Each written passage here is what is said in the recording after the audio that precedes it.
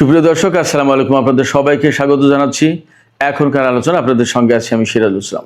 দর্শক, ইরানে একটি ভূমিকম্প হয়েছে, 5 মাত্রার ভূমিকম্প, এবং এই ভূমিকম্প নিয়ে ভিন্ন কিছু জল্পনা ছড়িয়েছে। ভূমিকম্পের যে মূল কেন্দ্র ছিল, সেই কেন্দ্রের এলাকায় আমেরিকার একটি MQ-9 ড্রোন ভূপাতিত করা হয়েছে। এই যে ভূমিকম্পের যে কেন্দ্রস্থল, সেই জায়গায় মার্কিন ড্রোন কি করছিল এবং কেন গেল, এটা কিন্তু আর এক বড় প্রশ্ন। এবার সে আরো মজার কয়েকটা খবর আছে। সৌদি আরবকে আমেরিকা ইউরেনিয়াম এনরিচ করার অনুমতি দিচ্ছে, তার মানে পরমাণু কর্মসূচি, এবং ইউরেনিয়াম এনরিচ করবে সেটা কোনো সমস্যা না। সমস্যাটা কিন্তু ইরানের সাথে, ইরান করলে সমস্যা। এপাশে কুয়েত এবং দুবাই বিমানবন্দরে মানুষের হাজার হাজার মানুষের ভিড়। এই দুই দেশ ছেড়ে মানুষ পালাতে চায়। আর একটা খবর হচ্ছে, আমি শুধু শিরোনাম বলছি, আর একটা খবর হচ্ছে ইরানের দ্বারা কবিন একটা পরমাণু বিদ্যুৎ কেন্দ্র নির্মাণাধীন, সেই বিদ্যুৎ কেন্দ্রের নির্মাণের জায়গায় হামলা চালিয়েছে আমেরিকা। আর সর্বশেষ যে খবর, গুরুত্বপূর্ণ খবর দিই, সেটি হচ্ছে কাতার, জর্দান, সৌদি আরব বা কুয়েত, এই সমস্ত জায়গায় আমেরিকার যে রিফুয়েলিং ট্যাঙ্কার ছিল, যুদ্ধের সময় যুদ্ধ বিমানগুলোকে আকাশেই যে তেল ভরে দেওয়ার ব্যবস্থা, জ্বালানি সরবরাহ করা হয়, সেই রিফুয়েলিং ট্যাঙ্কারগুলো এইসব দেশ থেকে সরিয়ে ইসরায়েলের বেন গুরিয়ন বিমানবন্দরে নেওয়া হয়েছে। প্রশ্ন হচ্ছে, কেন এই সমস্ত বিমান ইসরায়েলের বেন গুরিয়ন বিমানবন্দরে নেওয়া হলো? সুপ্রিয় দর্শক, এই প্রত্যেকটা বিষয় বললাম, এইগুলো নিয়ে আমি এখন ভিডিওতে বিস্তারিত আলোচনা করার চেষ্টা করব। আশা করি আপনারা শেষ পর্যন্ত সঙ্গে থাকবেন।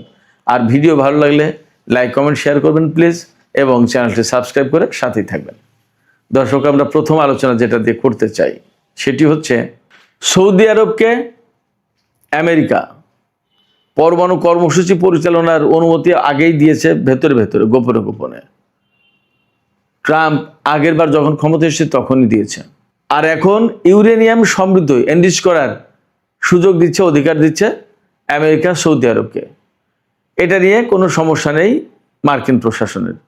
কারণ হচ্ছে, ওই যে আমি বলি, মার্কিন প্রশাসনের অনুমতি নিয়ে আপনি কাজ করছেন, তারপরে তার সাথে আপনি সম্পর্ক রেখে তার স্বার্থ হাসিল করে দিয়ে আপনি যা খুশি করেন, কোনো সমস্যা নেই। অর্থাৎ তার স্বার্থটা 16 আনা বজায় থাকলে হলো। ইরান যখন পরমাণু কর্মসূচি শুরু করেছিল, তখন কিন্তু আমেরিকার সাথে সম্পর্ক ভালো ছিল, বিপ্লবের আগের গল্প। এই আমেরিকাই তখন কিন্তু ইরানের পরমাণু কর্মসূচির প্রতি ব্যাপক সমর্থন দিয়েছিল, কোনো সমস্যা ছিল না। যখন বিপ্লব হয়ে গেল এবং যখন আমেরিকার সাথে সম্পর্ক কাটা হলো, তখন কিন্তু ইরানের পরমাণু কর্মসূচি আমেরিকার নিষেধাজ্ঞার উপরে পড়ল। মার্কিন নিষেধাজ্ঞার কবলে পড়ার কারণেই অনেক অনেক জটিলতা তৈরি করলো, এবং এখনো পর্যন্ত আমরা সেই জটিলতা নিয়েই বিশ্ববাসী অনেকটা নাজেহাল অবস্থায় আছি। কেন বলছি বিশ্ববাসী নাজেহাল অবস্থায় আছি? আজকে এই পরমাণু কর্মসূচিকে কেন্দ্র করেই আমেরিকা এবং ইসরায়েলের হামলার শিকার হয়েছে ইরান, এবং সেই হামলার পরে ইরান যখন পাল্টা শুরু করেছে, তখন বৃহত্তর একটা যুদ্ধ লেগে গেল। হরমুজ প্রণালী বন্ধ হলো, সারা বিশ্বে ক্রাইসিস পড়লো, আমরা বাংলাদেশের মানুষও ক্রাইসিসে পড়ে গেলাম। তাহলে পরিস্থিতি কি? যাই হোক, সৌদি আরব পরমাণু কর্মসূচি পরিচালনা করছে বা করবে। তাদের হয়তো তেল গ্যাসের পাশাপাশি পরমাণু বিদ্যুৎ লাগবে, ভালো। এখন পরমাণু বিদ্যুৎ তৈরির জন্য ইউরেনিয়াম এনরিচ করতে হয়, সেও ঠিক আছে, কিন্তু সেটা কত মাত্রায় এবং কোন পর্যায়ে যাবে এবং কী কাজে লাগাবে, সেটা কিন্তু পরিষ্কার পরিচ্ছন্ন আলোচনা, ব্যাখ্যা থাকতে হবে। তা না হলে আরও জটিলতা তৈরি হবে। সৌদি আরব যখন এই পরমাণু কর্মসূচি পরিচালনা করতে যাচ্ছে, ইউরেনিয়াম সমৃদ্ধ করতে যাচ্ছে, তখন আরেকটা দিকে বিশ্ববাসীর বিশেষ নজর থাকবে যে মধ্যপ্রাচ্যে কি পরমাণু কর্মসূচি বা পরমাণু অস্ত্রের প্রতিযোগিতা বেড়ে যাচ্ছে কিনা, বা পরমাণু অস্ত্রের প্রতিযোগিতা শুরু হবে কিনা। এপাশে ইরান আমেরিকার মধ্যকার যে যুদ্ধ, সে যুদ্ধ কিন্তু চলছে। গত রাতেও কম বেশি যুদ্ধ হয়েছে, তবে যতদূর তা বুঝতে পারছি যে আগের রাতের চেয়ে যুদ্ধের মাত্রাটা কম। এবং ইরানের পক্ষ থেকে পরিষ্কার করে বলা হয়েছে, ইরানের বেসামরিক কোনো লক্ষ্যবস্তুতে যদি আমেরিকা বা কেউ হামলা চালায়, বিশেষ করে দুবাই যদি এ ব্যাপারে কোনো রোল প্লে করে, তাহলে দুবাইয়ের যে আন্তর্জাতিক বিমানবন্দর, জেবাল আলী সমুদ্র বন্দর, ফুজাইরা বন্দর এবং আবুধাবির বিমানবন্দর, এ সমস্ত সবকিছু একদম ধ্বংস করে দেবে, ইরান একদম পরিষ্কার বলেছে। ইরানের পক্ষ থেকে নোটিশও দেওয়া হয়েছে কুয়েত, দুবাই, এরকম কিছু কিছু দেশের, যে তারা যেন সব নিরাপদে থাকে। আমেরিকা যদি ইরানের বৃহত্তর বেসামরিক অবকাঠামোর উপর হামলা চালায়, তাতে যদি কুয়েত যোগ দেয়, তাতে যদি বাহরাইন যোগ দেয়, তাতে যদি সংযুক্ত আরব আমিরাত যোগ দেয়, বা এই সমস্ত দেশ থেকে হামলা চালানো হয়, মার্কিন বাহিনী যদি চালায়, তাহলে ইরান কিন্তু এই সমস্ত দেশের বেসামরিক অবকাঠামোর উপর হামলা চালাবে। এরই ভিতরে কিন্তু পাল্টাপাল্টি হামলা হয়েছে। ইরানের পানি সংরক্ষণাগারে হামলা চালিয়েছে আমেরিকা। ইরানও কুয়েত এবং বাহরাইনে ওয়াটার ডিস্যালিনেশন প্রজেক্টে হামলা চালিয়েছে। এখানে আমেরিকা ইরানের অবকাঠামো ধ্বংস করছে, আর ইরান ধ্বংস করছে এই অঞ্চলে আমেরিকার মিত্র দেশগুলোর। মাঝখান থেকে একদম নিরাপদ থেকে যাচ্ছে আমেরিকা। এখানে মধ্যপ্রাচ্যের দেশগুলোর বোঝা উচিত, বা তাদের কৌশল ঠিক করা উচিত, যে আসলে অঞ্চলের স্বার্থ দেখবে নাকি আমেরিকার স্বার্থ দেখবে, ইরানের সাথে শত্রুতা করবে নাকি মিত্রতা করবে। এই সমস্ত নতুন করে ভাবার মনে হয় সময় এসেছে। এবার সে আমেরিকা ইরানের উপরে ব্যাপক ভিত্তিক হামলা চালানোর জন্য গত কয়েকদিন আগেই বেশ কিছু যুদ্ধ বিমান এবং রিফুয়েলিং ট্যাঙ্কার বিমান এনেছে, এবং এইগুলো জর্দানে অনেকগুলো মোতায়েন করেছিল। আপনারা সবাই দেখেছেন কি ব্যাপক ভিত্তিক প্রতিরোধ যুদ্ধ চালিয়েছে ইরান গত কয়েকদিন, এবং তাতে আসলে আমেরিকার অনেকগুলো রিফুয়েলিং ট্যাঙ্কার ধ্বংস হয়েছে। যুদ্ধ বিমান, হেলিকপ্টার তো ধ্বংস হয়েছে, আজকের দুপুরের ভিডিওতেও আমি বলেছি। এই যে রিফুয়েলিং ট্যাঙ্কার ধ্বংস হয়েছে, এক একটা বিমান তো অনেক বড় বড় এবং বিরাট ব্যাপার, কৌশলগত দিক দিয়ে খুবই গুরুত্বপূর্ণ। একটা রিফুয়েলিং ট্যাঙ্কার কয়েকটা যুদ্ধ বিমানকে জ্বালানি সরবরাহ করতে পারে আকাশে। আবার এত বড় বড় বিমান তো অনেকগুলো রাখাও মুশকিল, সেক্ষেত্রে অল্প সংখ্যক বিমান অধিক সংখ্যক বিমানকে যুদ্ধক্ষেত্রে তেল সরবরাহ করার ব্যবস্থা করে থাকে। এর ভিতরে দেখা যাচ্ছে যে ইরানের ড্রোন এবং ক্ষেপণাস্ত্র হামলায় অনেকগুলো বিমান নষ্ট হয়ে গেছে। এই রিফুয়েলিং KC-135 এবং KC-46 এই মডেলের বিমান। এখন বিমানগুলোকে বাঁচানোর জন্য ইসরায়েলের বেন গুরিয়ন বিমানবন্দরে নিয়ে যাচ্ছে আমেরিকা। কারণ কি, এই মুহূর্তে ইসরায়েলের সাথে ইরানের কোনো যুদ্ধ হচ্ছে না। এই যে ইসরায়েলের সাথে ইরানের যুদ্ধ হচ্ছে না, এই সুবিধাটা নিয়ে আমেরিকা ইসরায়েলের বিমানগুলো রাখতে চায়, যাতে ইরান ওখানে তো আর হামলা চালাবে না। মধ্যপ্রাচ্যের এই সমস্ত দেশগুলোর উপরে কেন ইরান হামলা চালাচ্ছে, মার্কিন ঘাঁটিগুলোর উপর হামলা চালাচ্ছে কেন? ইরানের বক্তব্য হচ্ছে কি, যে ওই সমস্ত দেশের ঘাঁটি মাটি ব্যবহার করে, যেহেতু আমেরিকা ইরানের উপর হামলা চালাচ্ছে, অতএব ওই দেশের ওই সমস্ত জায়গায় হামলা চালানো হচ্ছে ইরানের পক্ষ থেকে। ইসরায়েলের বিমানবন্দর ব্যবহার করে যদি আমেরিকা ইরানের উপর হামলা চালায়, তাহলে ইসরায়েলের ওই সমস্ত বিমানবন্দরে হামলা চালাবে ইরান। তাতে ইরানের ভয় পাওয়ার কোনো কারণে ভয় পাবে না, এবং এ নিয়ে কোনো সিদ্ধান্তহীনতায় ভুগবে না।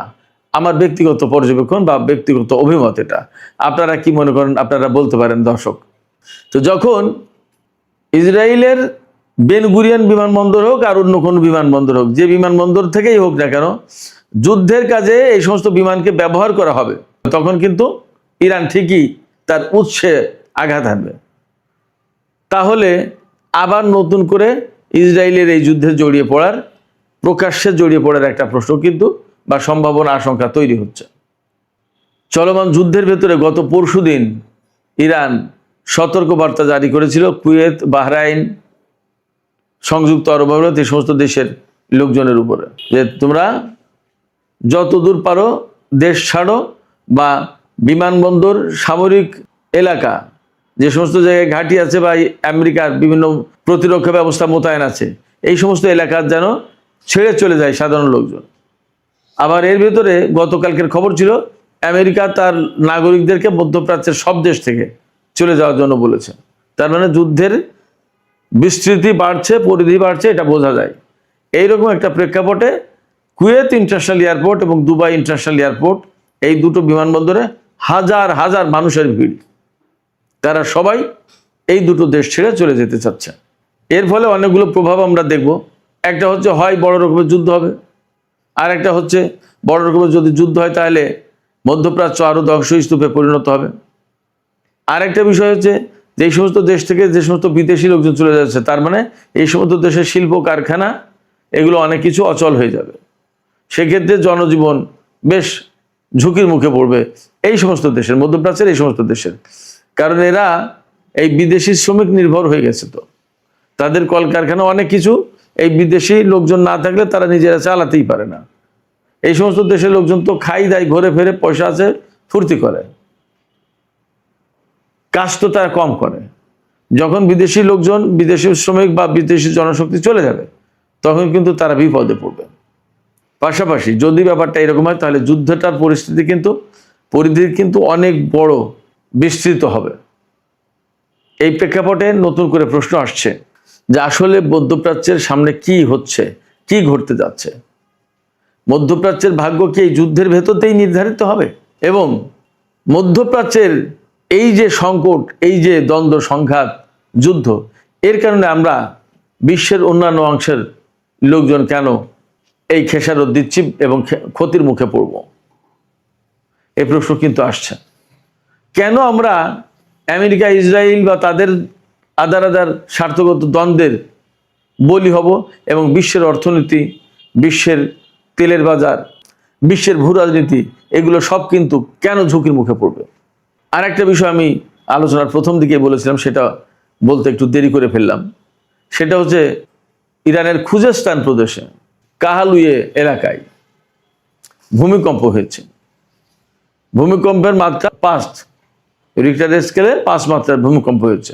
এই ভূমিকম্পের পর অনেকেই ধারণা করছে, অনেক জল্পনা গুজব ছড়িয়ে পড়েছে যে ইরান নাকি পরমাণু বোমা পরীক্ষা করেছে।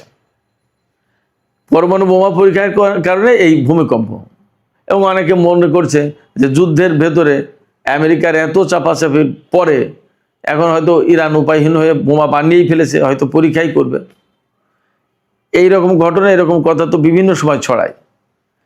এইরকম একটা প্রেক্ষাপট থেকে আমেরিকা তার একটি MQ-9 রিপার ড্রোন এই ভূমিকম্প যে এলাকায় হয়েছে এর এপিসেন্টার, কেন্দ্রস্থল যেখান থেকে ভূমিকম্প শুরু হয়েছে, এই জায়গায় পাঠিয়েছে। সেখানে ভূমিকম্প হলেও ইরান কিন্তু তার মাজিদ যে ক্ষেপণাস্ত্র প্রতিরক্ষা ব্যবস্থা নতুন, এই ক্ষেপণাস্ত্র প্রতিরক্ষা ব্যবস্থা ব্যবহার করে আমেরিকার ওই ড্রোন ধ্বংস করেছে, ভূপাতিত করেছে। তাইলে এখন আশঙ্কা কিন্তু বেড়ে গেল এই কারণে, আমেরিকা অনেক কিছু জানা শোনার পরেই কিন্তু সেখানে ড্রোন পাঠানোর কথা। ওই ড্রোন দিয়ে হয়তো তথ্য সংগ্রহ করার চেষ্টা করছিল যে আসলে কি হয়েছে, সেটাকে তো ধ্বংস করে দিল ইরান। আসলে কি হয়েছে, ইরান কি পরমাণু পরীক্ষা চালিয়েছে নাকি চালায়নি আমরা জানি না। তবে যদি চালিয়েই থাকে তাহলে নিশ্চয়ই ঘোষণা আসবে এবং আমরা হয়তো জানতে পারবো পরে আসলে কি হচ্ছে, কি হলো, সেটা জানার আমরা অপেক্ষায় থাকলাম। সুপ্রিয় দর্শক, আলোচনা এখানেই শেষ করতে চাই।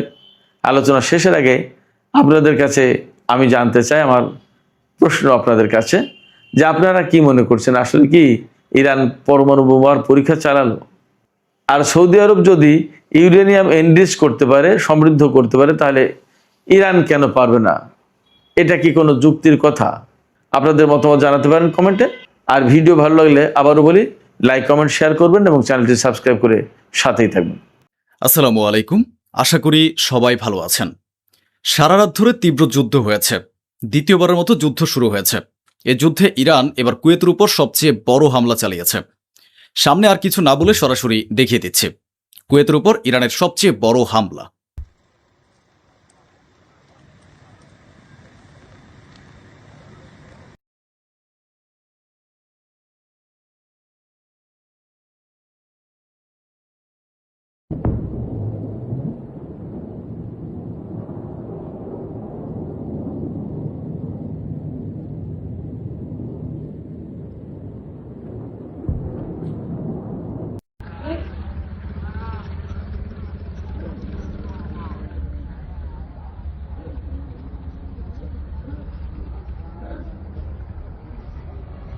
يعني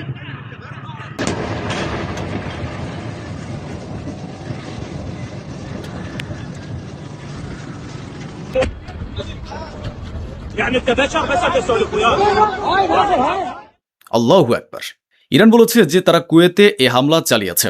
মার্কিন ঘাঁটিগুলোকে নিশানা করে আমেরিকার যেখানে যেখানে গোয়েন্দা জাহাজ এবং আমেরিকার ড্রোন ও অস্ত্রাগার রয়েছে আমরা তা ধ্বংস করে দিয়েছি। শুধু তাই নয়, ইরান বাহরাইনে অবস্থিত মার্কিন ঘাঁটিও তছনছ করে দিয়েছে।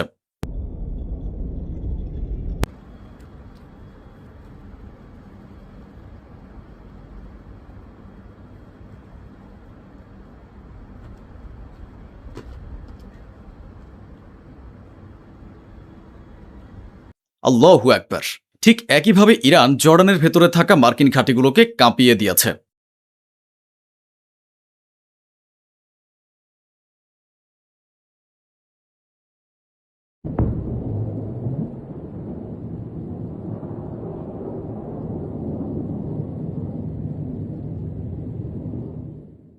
এর পরপরই ইরান ক্ষেপণাস্ত্র উৎক্ষেপণের এই ভিডিওটি প্রকাশ করেছে, যেখানে ইরান দাবি করেছে যে আমরা জর্ডান, বাহরাইন ও কুয়েতে হামলা চালিয়েছি। এই তিনটি দেশের যেখানে যেখানে আমেরিকার ঘাঁটি, অস্ত্রাগার, গোয়েন্দা জাহাজ, ফাইটার জেট ও ড্রোন ছিল, আমরা সেই সব জায়গায় বড় ধরনের হামলা চালিয়েছি।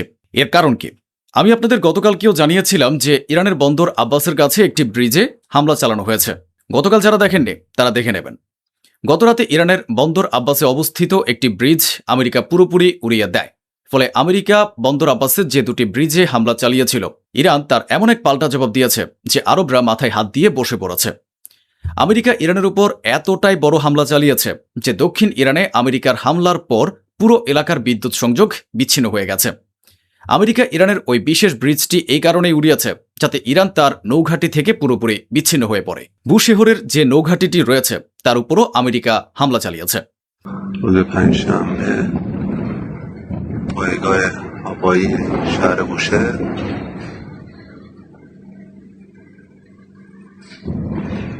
وای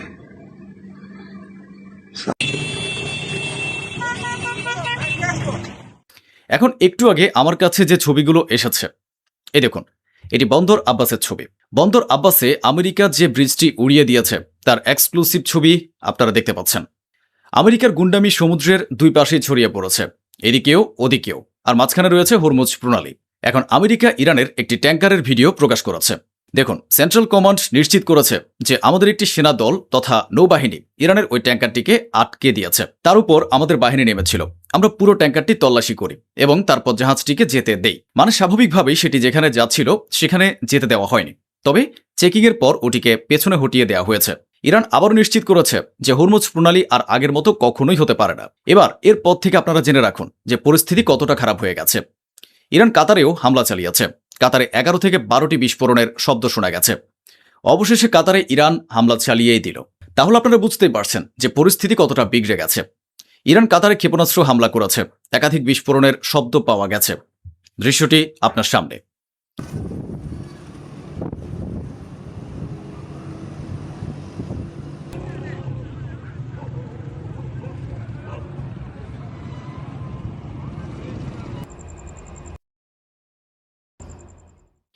এখন আপনারা জেনে রাখুন, বেসামরিক মানুষদের হত্যাকারী আমেরিকা যে ব্রিজটি উড়িয়েছে তা আমি আপনাদের দেখিয়েছি ও বলেছি। আর এটা জেনেও রাখুন যে সেটির উপর সাধারণ মানুষও ছিল, অর্থাৎ ইরানের যে ব্রিজটি ওড়ানো হয়েছে সেই ব্রিজে বেসামরিক লোকও উপস্থিত ছিল। এবার শুনুন, ওই ব্রিজে 7 জন বেসামরিক মানুষ ছিলেন যারা আমেরিকার হামলায় নিহত হয়েছেন। راه دسترسی مردم بندر عباس به غرب استان هرمزگان به شهرهای خمیر، لار، بندرلنگه বেসামরিক মানুষদের মেরে সে গোলাপি শুয়োরটি বিবৃতি দিয়েছে যে আমরা জিতেছি এবং খুব শীঘ্রই জিতে যাব। এই হারামের বাচ্চাটি এতক্ষণ তো বলছিল যে আমরা জিতে গেছি, আর এখন বলছে জিতে যাব।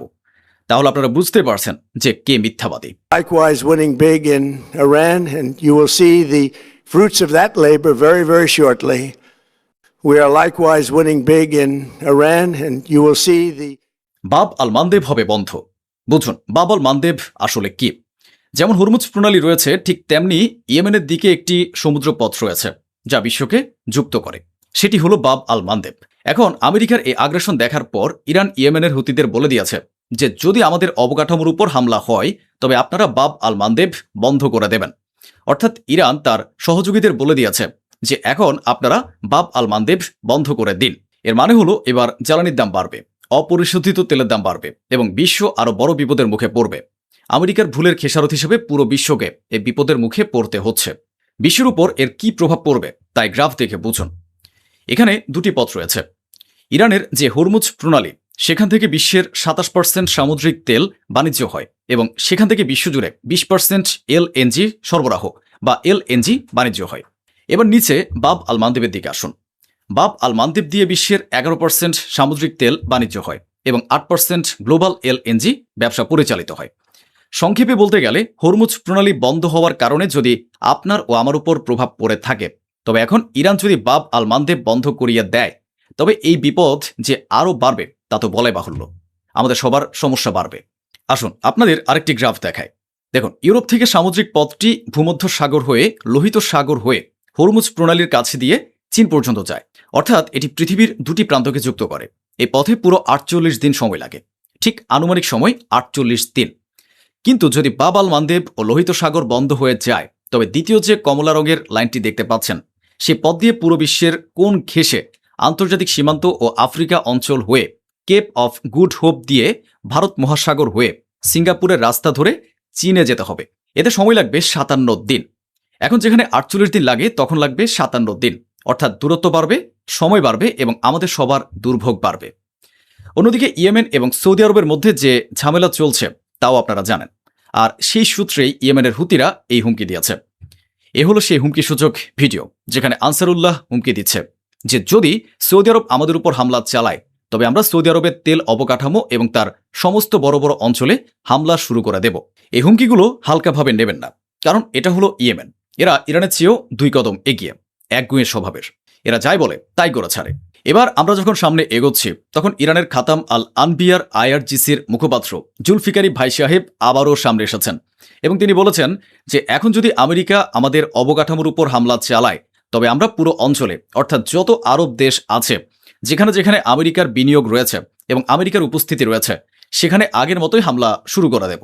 জুলফিকারি ভাই সাহেব একটি বড় হুমকি এবং বড় কথা বলেছেন যে আমেরিকা যদি আমাদের উপর এভাবেই হামলা চালিয়ে যায়, তবে এই যুদ্ধ নতুন নতুন অঞ্চলে ছড়িয়ে পড়বে। بسم الله الرحمن الرحیم. ماجراجویی‌ها و شرارت‌های مکرر آمریکا برای دخالت در مدیریت تنگه هرمز، امنیت منطقه، تجارت بین‌المللی و عبور و مرور کشتی‌های نفتکش و تجاری را به طور جدی به مخاطره انداخته. একটি তৃতীয় গ্রুপ রয়েছে, পিকেকে কুর্দিশ। আমেরিকা এবং ইসরায়েলের ইন্ধনে এরা শুরুর দিকে ইরানের উপর হামলা করেছিল বা করার চেষ্টাও করেছিল। তখন থেকে আজ পর্যন্ত ইরান থুতু দিয়ে এদের ভালো মতোই সাইজ করে দিচ্ছে, অনবরত পিটিয়ে তছ নচ করে দিচ্ছে। এখন প্রথম কথা হলো, পিকেকে লিডার যিনি, তিনি স্বীকার করেছেন যে আমরা যদি আমেরিকা এবং ইসরায়েলের সাথে ইরানের বিরুদ্ধে যুদ্ধে নেমে পড়তাম, তবে ইরান আমাদের সবাইকে মিটিয়ে দিত। ওদিকে ডোনাল্ড ট্রাম্পের পর হোয়াইট হাউসও একই কথা বলছে। হোয়াইট হাউস জানিয়েছে যে ইরান আমাদের সাথে কথা বলার জন্য ছটফট করছে, ইরান আমাদের সাথে আলোচনা করতে চায়, কারণ ইরানের অনেক বড় ক্ষতি হয়ে গেছে। কেউ হাসবেন না, একটু কমন সেন্স খাটান। আপনারা ইরানের সুপ্রিম লিডারকে হত্যা করেছেন, ইরানের টপ কমান্ডারকে হত্যা করেছেন, তখন ইরান কথা বলেনি, এখন কেন কথা বলবে? কথা বলার ইচ্ছে থাকলে ইরান 10 কদম পিছিয়ে গিয়ে গোপনে চুপিসারে কথা বলে নিত, ঝামেলা মিটে যেত। আজকের মূল বাস্তবতা হলো আমেরিকা হামলা করার সাথে সাথে ইরান পাল্টা জবাব দিচ্ছে। এখন হয়তো আপনাদের কাছে এমন খবর আসছে না যে ইরান 150টি ক্ষেপণাস্ত্র ছুড়েছে বা 200টি ক্ষেপণাস্ত্র ছুড়েছে। কেন? কারণ ইরানকে এখন চীন এবং রাশিয়া নিখুঁত, একেবারে শতভাগ নিখুঁত তথ্য দিচ্ছে। ইরান আমেরিকার ঘাঁটিতে 2টি ক্ষেপণাস্ত্র ছুড়লে 2টি একদম সঠিক জায়গায় গিয়ে আঘাত হানছে। এটাই বাস্তব। আমি যা বললাম তার প্রমাণ দেখাবো না তা কিভাবে হয়? এই দেখুন ইরাকের স্যাটেলাইট ইমেজ। ইরাকে আমেরিকার যেখানে পেট্রিয়ট লঞ্চার ছিল তা আপনারা একটু দেখুন। ইরানের হামলায় সেটি পুরোপুরি ধ্বংস হয়ে গেছে, পুরোপুরি ক্ষতিগ্রস্ত হয়েছে। স্যাটেলাইটে এই যে কালো কালো অংশটি আপনাদের নজরে আসছে, এটি একটি বড় ধরনের ক্ষতি।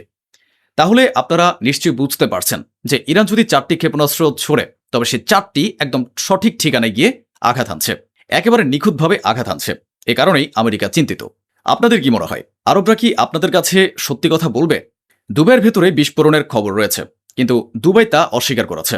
তারা বলেছে এমন কিছুই হয়নি। ঠিক আছে, আমরাও মেনে নিলাম যে হয়তো বাজি ফুটেছে। আমেরিকার মাত্র 27% মানুষ মনে করেন যে ইরানের সাথে যুদ্ধ করা সঠিক। আর বাকি সবারই বক্তব্য হলো ইরানের সাথে এই যুদ্ধ ভুল হয়েছে। ওদিকে মাত্র 4 দিনে সৌদি আরবের অবস্থা খারাপ হয়ে গেছে। এখন সৌদি আরব হুতিদের সাথে মধ্যস্থতা করতে চাইছে, যাতে আলাপ আলোচনা করা যায় এবং তাদের উত্তেজনা কিছুটা কমে। তা না হলে এদিক থেকে হুতিরা বিসমিল্লাহ পড়বে, আর ওদিক থেকে ইরান তো ইন্না লিল্লাহ পড়ে রেখেছে। এবার একটি চমৎকার বিষয় শুনুন। এই ধরনের সূক্ষ্ম সূক্ষ্ম বিষয়গুলো আমি আপনাদের সবসময়ই জানাই। ইয়েমেন যখন সৌদি আরবের উপর ক্ষেপণাস্ত্র ছুড়েছিল, 6টি ক্ষেপণাস্ত্র ছুড়েছিল, সৌদি আরবের এতটুকুও যোগ্যতা নেই যে তারা নিজেরা ওগুলো ঠেকাতে পারে। আমি তখনই মাথা চুলকাচ্ছিলাম। এখন রিপোর্ট সামনে এসেছে যে সেই 6টি ক্ষেপণাস্ত্র ও ড্রোন ঠেকাতে সৌদি আরবকে সাহায্য করেছে ইসরায়েল। এর মানে ইসরায়েল কোনো না কোনোভাবে সৌদি আরবের সাথে পুরোপুরি যুক্ত আছে, মিলেমিশে আছে। তাহলে আপনারা কার পক্ষে? আল ইহুদিদের পক্ষে, নাকি আপনারা আপনাদের খাঁটি ইমানের উপরে আছেন? সীমারেখা এখনো টানা রয়েছে। এক পাশে রয়েছে গাদ্দারি, বেইমানি আর ভণ্ডামি, অন্য পাশে রয়েছে মানবতা, দিনের অনুসারী এবং মানবতা প্রেমী ও ন্যায়পরায়ণ মানুষ। ওই পাশে ন্যায় ও দিনের পক্ষে থাকা কঠিন, আর এই পাশে গাদ্দারি ও ভণ্ডামির পক্ষে থাকাটা সহজ। এখন আপনাদের কবরে কোন ইমানটি নিয়ে যেতে হবে তা ভেবে নেবেন। কুয়েত, বাহরাইন ও জর্ডানের মার্কিন ঘাঁটিতে ইরান হামলা চালিয়েছে। এতে সৌদি আরবের আবারও কষ্ট লেগেছে এবং সৌদি আরব এর নিন্দা জানিয়েছে। তো বন্ধুরা, এই ছিল আজকের আয়োজন।